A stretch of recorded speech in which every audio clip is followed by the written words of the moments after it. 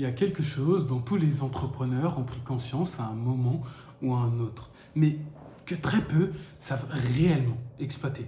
Et pourtant, ceux qui l'ont maîtrisé ont tiré leur épingle du jeu, mais d'une manière juste spectaculaire. On parle de fortunes estimées à plusieurs millions, parfois même plusieurs milliards d'euros. Des empires comme Amazon, Apple, Tesla, mais aussi dans des business plus classiques comme Warren Buffett qui n'a jamais travaillé plus dur que la moyenne, ou même Bill Gates qui n'a jamais produit plus de logiciels que ses concurrents. Et pourtant, ils ont créé des empires que le monde entier connaît. Ce dont tu as pris conscience, mais que tu n'arrives pas à utiliser correctement, est exactement le moteur invisible derrière leur succès.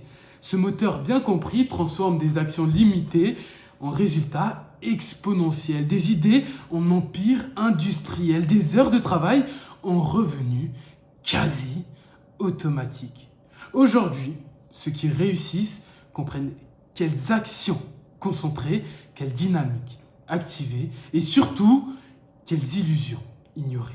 A l'inverse, ceux qui ne réussissent pas restent dans un flou total. Ils passent des heures à travailler sur des tâches qui ne produisent pas de valeur réelle. Ils délèguent mal parce qu'ils ne savent pas quelles actions sont vraiment critiques. Ils accumulent des clients, des données, du contenu, mais rien ne s'imbrique, rien ne se multiplie. Ils sont incapables de puiser correctement dans ce moteur invisible. C'est ça qui sépare des fortunes, des empires d'un petit château de sable. Ils ont compris qu'il fallait se concentrer sur les tâches les plus essentielles. Les petits châteaux de sable sont incapables de puiser dans ce moteur invisible. Chaque tâche leur prend des heures, chaque heure leur fait perdre des centaines, voire des milliers d'euros, sans qu'ils s'en rendent compte.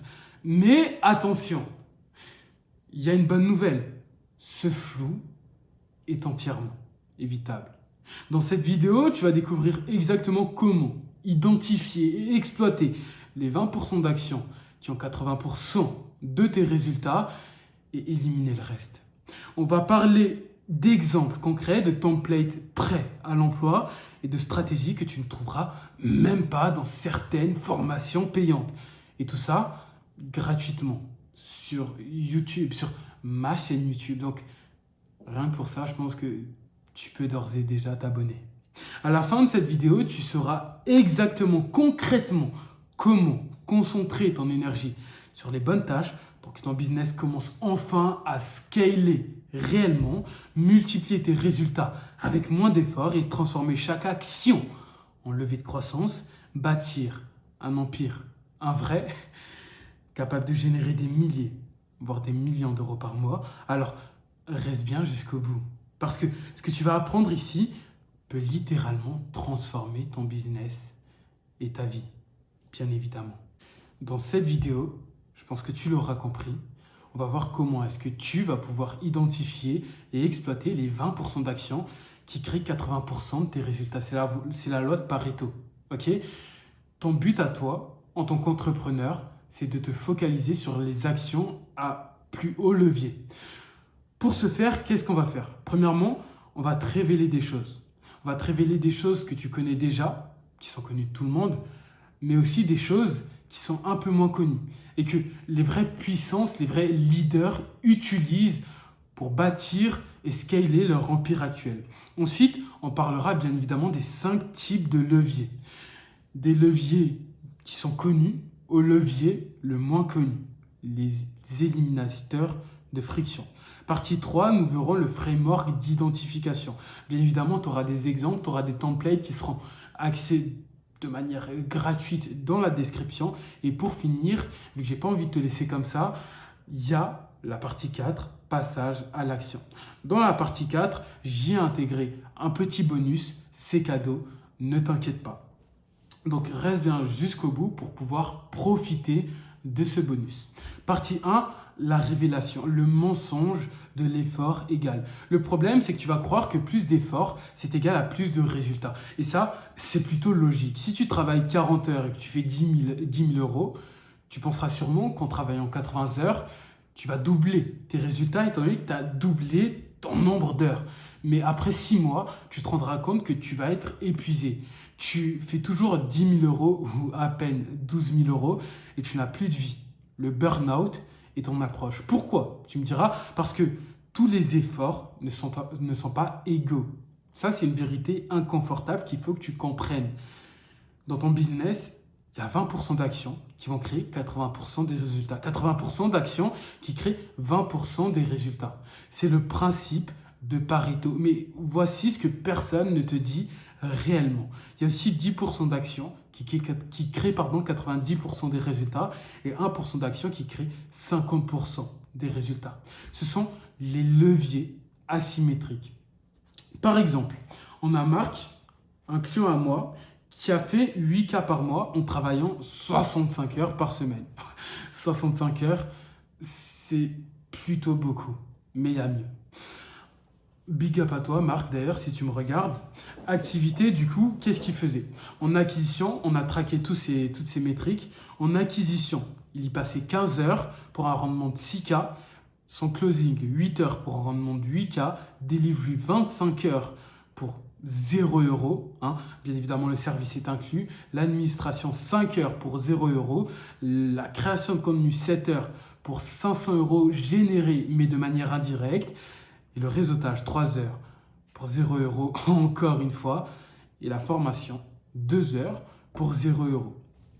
Donc, après analyse, on a pu voir que 23 heures, 35% du coup, générait 100% du CA direct.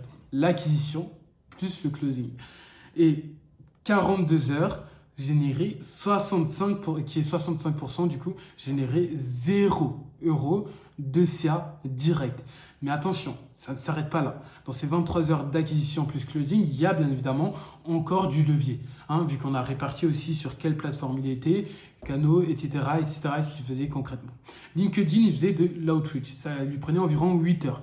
Il avait 4 leads qualifiés, ce qui était égal à 1,5 000 euros. Le cold email, c'était 4 heures. 2 leads qualifiés, 1 000 euros, qui lui a permis de générer 1 000 euros. Et la création de contenu sur LinkedIn, 3 heures, un lead qualifié qui lui a permis de générer 500 euros. Résultat, la chose avec le plus fort ratio, c'était le cold email qui lui a généré 1 000 euros donc en 4 heures, donc un ratio de 250 euros par heure. Son levier asymétrique à lui, c'était le cold email. Ok? Donc, juste en réallouant ces heures existantes, pas en travaillant plus, mais en travaillant sur le bon levier, il a pu littéralement doubler son CA. Pourquoi est-ce que tu travailles 60 heures pour des résultats de 20 heures? Ça, bien évidemment, il y a des raisons que tu connaisses, que tu connaisses de manière explicite, que tu as conscientisé, mais des raisons que tu n'as pas conscientisées. Là, je vais te présenter les raisons qui ont été conscientisées et non conscientisées. Raison numéro 1, tu ne sais pas où est le levier. C'est la raison la plus courante. Donc, tu n'as jamais fait l'audit de tes activités, tu ne traques même pas tes données, ok? Quelle activité génère quoi, etc., etc. Résultat, tu passes 5 heures sur ton logo, 5 heures sur ton acquisition, 5 heures chez des tâches inutiles. C'est littéralement absurde. Raison numéro 2, tu confonds mouvement et progrès. Pour toi, être occupé, c'est être productif. Mais pas du tout. Être occupé ne veut pas dire être productif. Voici un exemple cheap de journée qu'on a pu prendre chez Lucas, cette fois-ci, pas chez Marc. Ok. Donc, son bilan de la journée, c'était 8 heures de travail, 1 seule heure à fort impact. Donc, c'était le fait d'appeler des prospects et 7 heures de mouvement, mais pas de progrès. S'il avait passé 8 heures sur ses appels de prospects, on a fait un petit calcul, 8 fois 30% de closing rate, fois 2 000 euros, ça fait littéralement 4,8 000 euros générés au lieu de 0 euros. Raison numéro 3, tu es prisonnier de l'urgence. Ok, ça, c'est une raison qui est un petit peu plus courante que les autres, mais qui est beaucoup moins connue. Donc, qu'est-ce que c'est? C'est tout simplement un cercle vicieux. Tu ne travailles pas sur les leviers, résultat, tu n'as pas de momentum, donc tu vas entrer dans un mode panique, tu traites l'urgence du moment, tu n'as plus de temps pour les leviers et tu vas venir retourner à l'étape numéro 1. C'est pas le but. Par exemple, lundi, cette semaine, je vais me concentrer uniquement sur l'acquisition. Mardi matin, un client a un problème, 4 heures pour le résoudre. Mardi après-midi, tu dois refaire ta présentation, etc., etc. Alors que tu ne vas pas passer d'heures sur l'acquisition, tu es prisonnier de l'urgence parce que tu n'as jamais construit un système sur tes leviers. Ok. Ce qu'il faut que tu saches, si tu as envie de trouver la raison pour laquelle, à l'heure actuelle, tu travailles 60 heures pour des résultats de 20 heures et que ça ne correspond pas parmi ces 3 raisons-là, tu peux me contacter sur Instagram. Mon Instagram est dans la description. Si tu veux, je peux même te l'appeler jovic.mtbl. N'hésitez pas à vous abonner, ça fait toujours plaisir aussi. Hein. Nous, on va passer au principe du levier asymétrique. Qu'est-ce que c'est? En fait, c'est plutôt simple. Le levier asymétrique, ça va être une action que tu vas produire où l'output va être disproportionné par rapport à l'input. Par exemple, le levier asymétrique output, input 10. Output, résultat en euros, du coup, temps, économie, impact. Input, effort investi. Si le ratio est en dessous de 10, alors au-dessus de 10, alors le levier est asymétrique. Si le ratio est en dessous de 10, le levier est standard, voire même inefficace. Par exemple, clarifier son ICP. C'est un bon levier asymétrique. 3 heures à définir ton client idéal, ton messaging va devenir beaucoup plus clair, ton acquisition va devenir plus facile, plus fluide, ton taux de closing va augmenter, etc., etc. Levier numéro 2, c'est créer un script de closing optimisé. 8 heures à analyser tes meilleurs calls pour créer le script parfait. Ça va te générer énormément d'argent, tu vas améliorer ton taux de closing, etc., etc.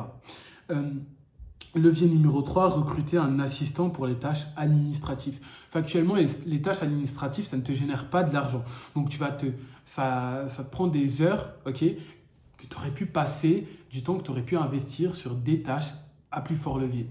En recrutant un assistant pour des tâches administratives, ce que tu vas faire, c'est te libérer du temps et ce temps, tu vas le réinvestir dans des tâches à plus fort levier. Ok. Donc, quelle est la loi du levier asymétrique? Ce qu'il faut que tu comprennes, c'est que les empires ne se construisent pas en travaillant plus. Les empires se construisent en identifiant et en exploitant les leviers asymétriques. Et ce n'est pas du tout la même chose. Jeff Bezos ne travaille pas 10 fois plus que toi. Il travaille sur des leviers qui ont 1000 fois plus d'impact. Ton but à toi, en tant que CEO, c'est de faire la même chose. Ce n'est pas de travailler partout sur ton business. Ton but à toi, en tant que CEO, c'est de concentrer ton énergie, ton temps sur la chose qui te rapporte le plus d'argent, là, maintenant, tout de suite. J'ai déjà pu en parler sur ma chaîne perso et aussi dans quelques vidéos de ma chaîne professionnelle, donc cette chaîne-ci. Ok. Donc toi, tu vas passer 40 heures à faire des choses qui ont un ratio de 1 pour 1. À l'inverse, Jeff Bezos va passer 40 heures à faire des choses qui auront un ratio de 1 pour 1000. Résultat, tu génères 40 unités de valeur, pendant que Jeff Bezos, lui, en généré 40 000. Même temps investi, 1000 fois plus de résultats, c'est pas magique, c'est le levier. Pourquoi est-ce que tu n'exploites pas ces leviers? Alors, il y a plusieurs raisons.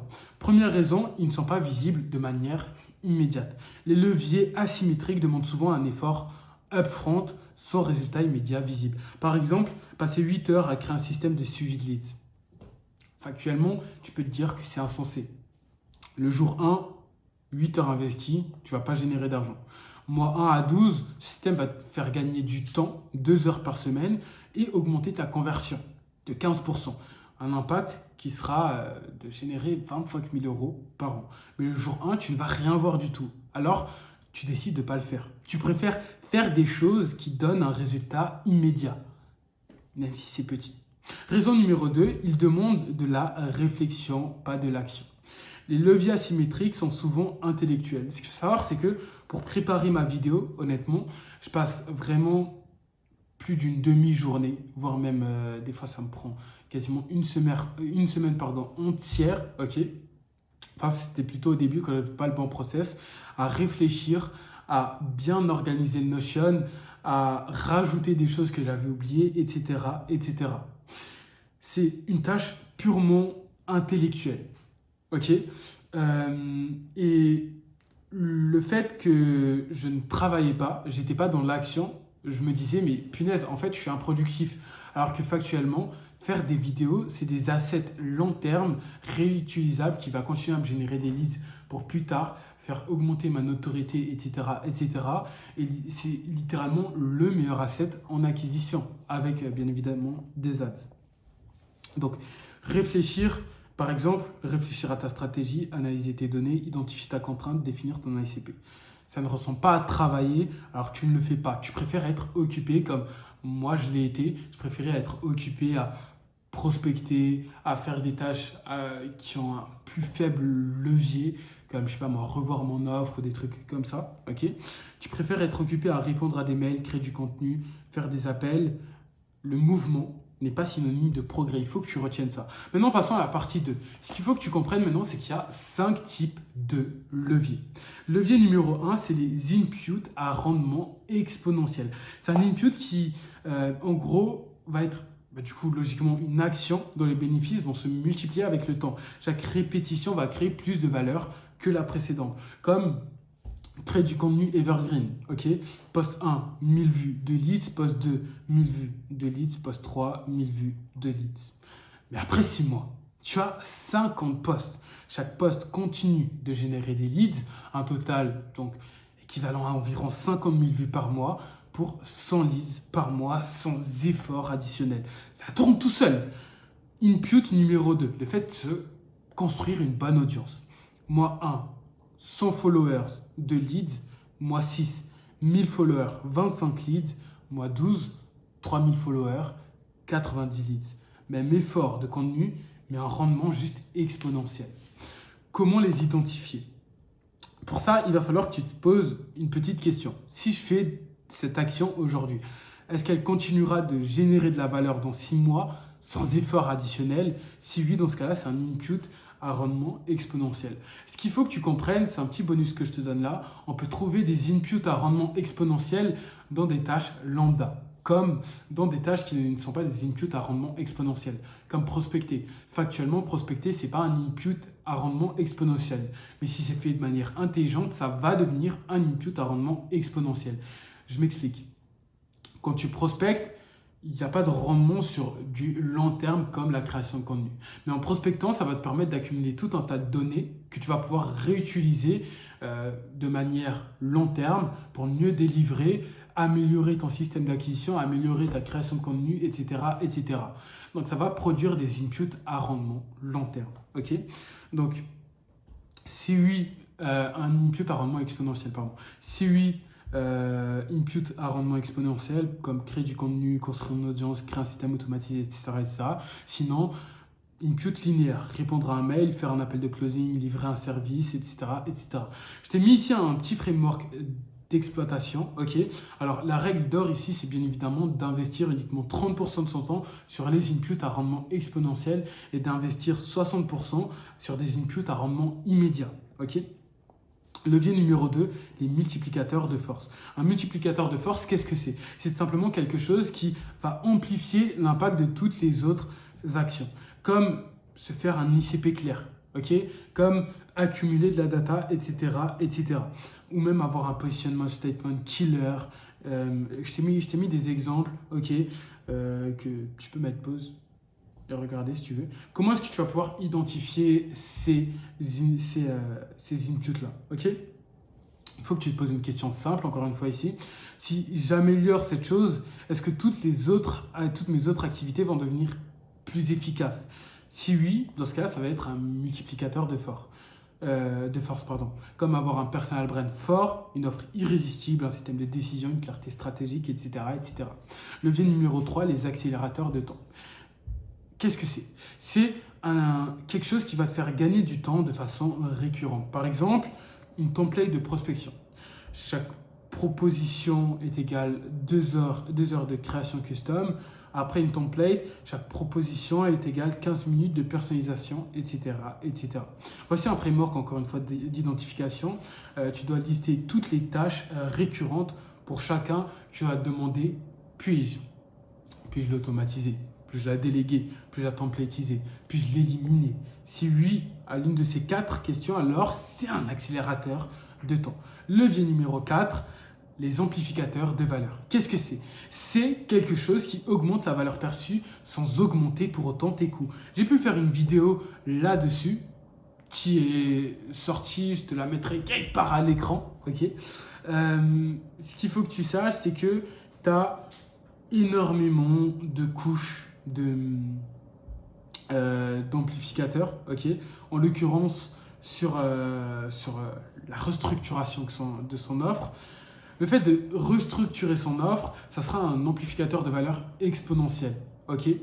Le fait aussi de bien restructurer son contenu. D'ailleurs, petit aparté, si tu as envie de pouvoir appliquer ça concrètement à ton business pour te permettre toi aussi d'aller chercher les 30-50 000 euros par mois, n'hésite pas à passer en DM Instagram. On te fera une stratégie sur mesure spécialement fait pour toi. Le lien est bien évidemment dans la description et va potentiellement s'afficher à l'écran.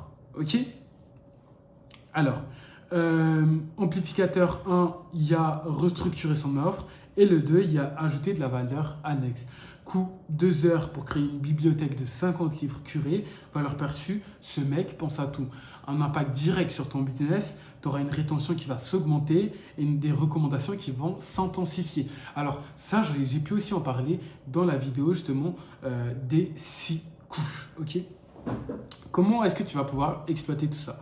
Alors, bien évidemment, il y a une règle d'or ici aussi à respecter. Tu dois toujours chercher à augmenter la valeur perçue avant d'augmenter tes coûts. Tu dois poser différentes questions. 3 questions pour être plus précis. Comment puis-je livrer plus de valeur perçue sans plus d'efforts? Quelle valeur invisible puis-je rendre visible? Et comment puis-je enrichir l'expérience sans augmenter mes coûts? Ok? Levier numéro 5, les éliminateurs de friction. Qu'est-ce que c'est? C'est quelque chose qui supprime un obstacle qui va venir directement ou indirectement ralentir ton business. Alors, friction 1, process de paiement compliqué. Pour payer le client, tu dois recevoir un devis par mail, le signer, le renvoyer, etc. etc.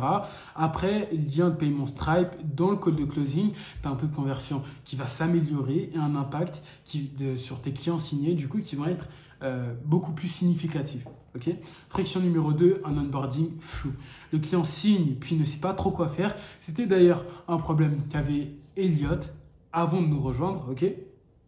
Le client signe puis ne sait pas trop quoi faire. Il attend, tu attends, 3 jours passent. Résultat, un momentum perdu, un client anxieux et qui hésite à partir de ton accompagnement. Après, un email automatique 5 minutes après signature avec un welcome vidéo personnalisé, une prochaine étape claire, une date du premier call et un accès à tout simplement, à tout l'accompagnement. Résultat, un client rassuré, un momentum maintenu. Pour ce faire, tu dois cartographier ton Customer Journey, donc découverte, premier contact, conversation, proposition, closing, etc. etc. Pour chaque étape, tu dois te demander où est-ce que les gens abandonnent et où est-ce que ça ralentit. Ça va te faire découvrir tes points de friction et ça va te donner des opportunités d'élimination. Partie numéro 3, le framework d'identification. Alors ici, on va vraiment rentrer dans une zone clé là où je vais te donner énormément de templates, énormément de framework. Okay. Le Notion et le lien du Notion est dans la description. Le système de cartographie de tes activités. L'étape numéro 1, c'est traquer pendant 7 jours. Okay. L'outil, un spreadsheet, qu'est-ce que c'est? C'est un Google Sheet, okay, simple. Un outil que ce soit un Google Sheet, un Airtable ou autre, c'est quelque chose que tu vas utiliser pour traquer tout simplement. Donc voici une template, ok. Donc date, heure de début, heure de fin, activité, catégorie, etc., etc. Catégorie, du coup, voici les différentes catégories. Après 7 jours, tu as une vue complète sur où est-ce que tu vas, de où va ton temps, pardon. Étape numéro 2, tu dois calculer le ratio par heure de chaque activité. Ratio par heure est directement lié au CA généré, que ce soit direct ou indirect, et divisé par les heures investies. Wow, j'arrive plus à parler. Donc, ensuite, exemple d'acquisition. 5 leads qualifiés, 2 clients signés à 3 000 euros, 6 000 euros générés, ratio 6 000 euros par 20 heures, qui est égal à 300 euros par heure. Et oui, Jamy. Étape 3, classe par ratio décroissant, template. Voici la template. Étape numéro 4, les leviers, les activités ratio qui sont bien évidemment au-dessus des 200 euros par heure, des leviers asymétriques, action, doubler le temps dessus. Okay. Les activités avec ratio qui sont à moins de 50 euros par heure sont des candidats à élimination ou à délégation. Réduire ou déléguer du coup. Voici les 4 cadrans du levier. Q2, Q1, Q3, Q4. Ok, ainsi que leurs différents impacts. Qu'est-ce que c'est le Q1? Le Q1, c'est simplement des activités à fort impact qui doivent être faites maintenant. Par exemple, call de closing avec un prospect chaud, résoudre un problème client critique, etc., etc. Ça doit être fait immédiatement et ton temps alloué doit être de 40%. Q2, le levier stratégique. Alors ici, c'est les activités à fort impact, mais qui ne sont pas urgent. C'est ici que se trouvent les plus gros leviers, par exemple clarifier ton ICP, créer des systèmes, former un assistant, construire ton audience, développer ta stratégie. Les actions ici, c'est planifier et protéger ce temps. Ici, tu vas devoir y allouer 30% de ton temps. Ces activités sont jamais urgentes, donc tu les fais jamais. Ça, c'est le piège de ces activités. Au contraire, c'est parce qu'elles ne sont pas urgentes, mais qu'elles ont un très fort levier qu'il faut absolument que tu les fasses. Q3. Distraction coûteuse. Ok, ça, c'est des activités qui semblent urgentes, mais qui n'ont pas d'impact. C'est des activités auxquelles tu t'adonnes sûrement à l'heure actuelle et qui n'ont pas d'impact réel, concret sur ton business. Par exemple, des emails qui ne sont pas critiques, des meetings inutiles, des questions rapides de ton équipe et des notifications Slack. Tu dois les éliminer ou les déléguer. Maximum, y allouer 20% de ton temps. Q4, les urgences inutiles. Définition, du coup, c'est les activités sans impact ni urgence. Pourquoi est-ce que tu les fais? Vu qu'elles sont inutiles, concrètement. Ces actions-là, tu dois les éliminer complètement et y allouer littéralement 0% de ton temps. Ça va être des choses comme scroller sur LinkedIn, bien évidemment. Mais encore lire des articles inspirants, regarder ce que font tes concurrents, etc., etc. Voici des exercices, un petit bonus que je te donne pour classer tes activités. Nous, on va passer au process d'élimination stratégique. Le principe, il est simple. Le succès n'est pas défini par ce que tu fais, mais par ce que tu arrêtes de faire. Steve Jobs l'a lui-même dit, je suis aussi fier des choses que nous n'avons pas faites que celles que nous avons faites. Il y a 3 phases. Premièrement, bien évidemment, c'est élimination. Liste toutes les activités Q3 et Q4. Pour chacune des demandes, tu dois te poser la question, que se passera-t-il si du jour au lendemain j'arrêtais de les faire? Si la réponse est rien ou peu de choses, élimine-les.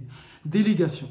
Liste les activités Q3 qui ne peuvent être éliminées. Okay, pour chacune des demandes, pose-toi la question, est-ce que quelqu'un d'autre pourrait faire ça à 80% de ma qualité? Si oui, dans ce cas-là, délègue-le directement. Qu'est-ce que tu attends? Phase 3, concentration. Maintenant que tu as éliminé le Q3 et le Q4 et délégué une partie, tu as libéré 20 à 30 heures par semaine. C'est énorme! Ces 20 à 30 heures-là, tu vas pouvoir les réinvestir sur les actions qui vont permettre de générer le plus de valeur. Donc, ça sera en l'occurrence 40% de ton temps sur le Q1, des leviers critiques, 60% sur le Q2, des leviers stratégiques. Résultat, tu passes 60 heures par semaine dispersées, tu passes de 60 heures par semaine dispersées, à 40 heures par semaine concentrées sur les leviers. Tu auras un output qui sera 3 à 5 fois supérieur. Partie numéro 4, le passage à l'action. Qu'est-ce que tu vas faire durant les 48 prochaines heures qui vont suivre cette vidéo?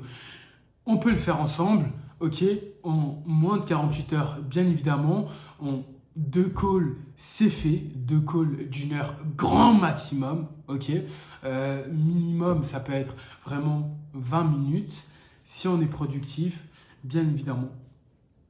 Alors, si tu as envie de te booker un call avec moi pour qu'on puisse faire tout ça, te permettre de répertorier les actions à faire pour te permettre, dès la fin des calls qu'on fera ensemble, d'avoir des actions à plus haut impact, ok. Bien évidemment, sur le premier call qu'on va faire ensemble, mon but n'est pas de te closer, c'est vraiment de passer un moment avec toi sur ton business, te permettre de donner les clés concrètes pour scaler. Tout ça se passe sur mon Instagram.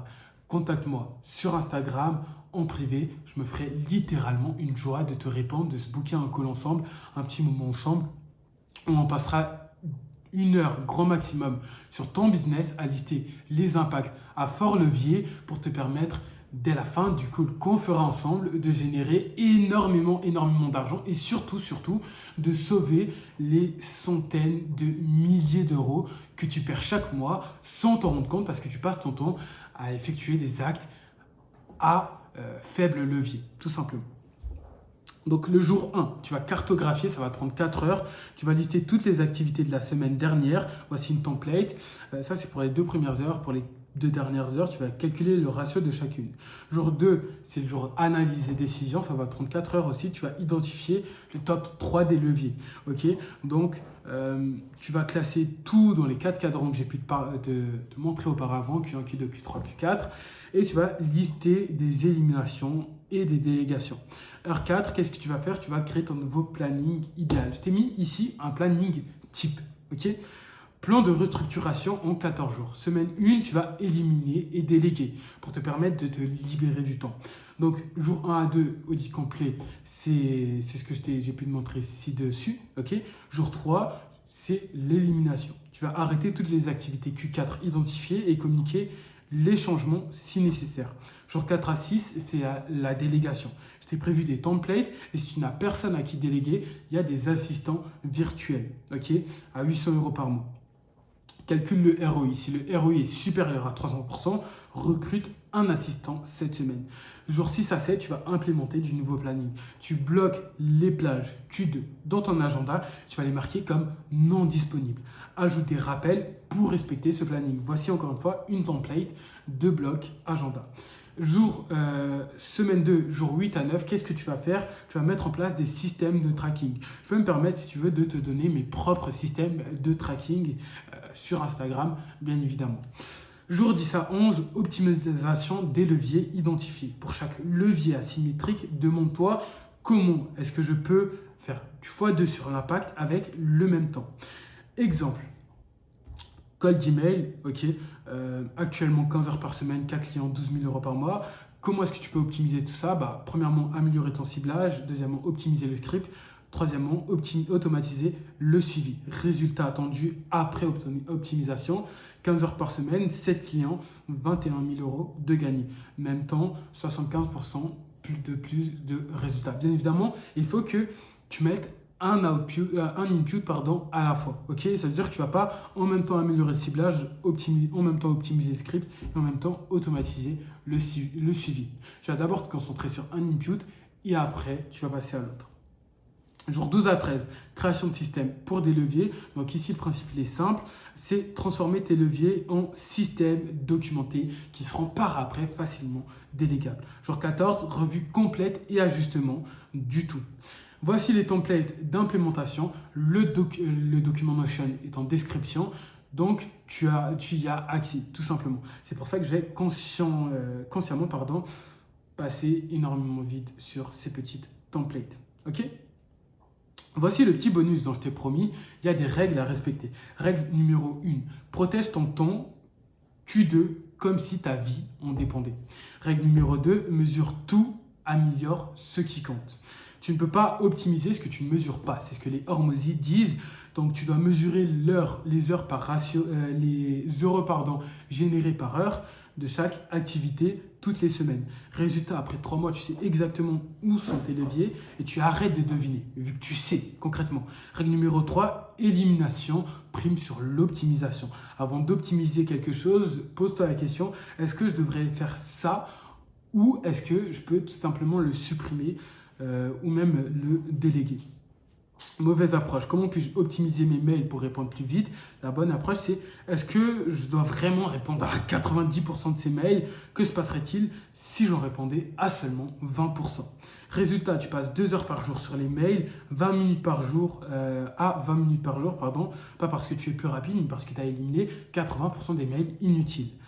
Règle 4, délégation, levier permanent. Chaque heure déléguée est une heure libérée pour toujours. Donc, tu dois bien évidemment calculer le ROI de la délégation. Okay. Règle numéro 5, un levier à la fois. Principe, n'essaye pas d'exploiter tes 10 leviers en même temps. Focus-toi sur un levier pendant 90 jours environ, comme j'ai pu te le dire. Implémente un input à la fois. Parce que les leviers ont besoin de temps pour composer, tout simplement. Moi, un LinkedIn, moi de YouTube, moi 3 podcasts, etc., etc. La bonne approche, c'est du mois 1 à 12. Ça, c'était la mauvaise approche. La bonne approche, c'est du mois 1 à 12. Pendant un an, quasiment, tu fais que du LinkedIn. Et résultat, après 12 mois, tu as certes uniquement un seul canal, mais le canal est complètement maîtrisé. Tu as une machine qui tourne. Règle numéro 6, tu testes vite, tu doubles ou tu coupes. Pour les activités Q1 et Q2, tu dois tester le plus rapidement possible et tu les testes pendant un délai d'1 mois environ. À la fin de ces 30 jours, tu fais le ratio. Est-ce que c'est supérieur à 200 euros par heure? Dans ce cas-là, tu vas le doubler, le temps investi sur cette activité. Est-ce que c'est inférieur? Dans ce cas-là, tu vas le couper complètement. Pas d'entre-deux, pas de je teste encore 2 mois. Moi, ce qu'il faut savoir, c'est que je fonctionne par cycle. Des cycles qui durent 1 mois, je documente tout ce que je fais durant ce cycle, le résultat que j'ai envie d'avoir à la fin du cycle, etc., etc. Principe numéro 7, revue hebdomadaire non négociable. Chaque vendredi est égal 1 heure de revue. Ça, c'est super important vu que si tu sautes cette revue, tu retombes dans le chaos en 2 semaines. Petit dernier call to action pour que tu puisses aller non seulement checker la ressource en bio, le Notion en bio si tu es intéressé, mais aussi venir au moins t'abonner à mon Instagram, abonne-toi aussi à cette chaîne YouTube, ça fait toujours plaisir, ça me pousse moi de mon côté à donner toujours plus de valeur. Maintenant, on passe à la conclusion qui change tout. Tu es arrivé donc à la fin de cette vidéo, ok? Avant, tu pensais je dois travailler plus dur et maintenant, résultat, épuisement, stagnation. Maintenant, tu sais que tu dois identifier tes leviers asymétriques et concentrer 100% de ton énergie là-dessus, sur ton cadran 1, sur ton cadran 1, ton cadran 2. Résultat, même effort ou moins et 3-5 fois plus de résultats.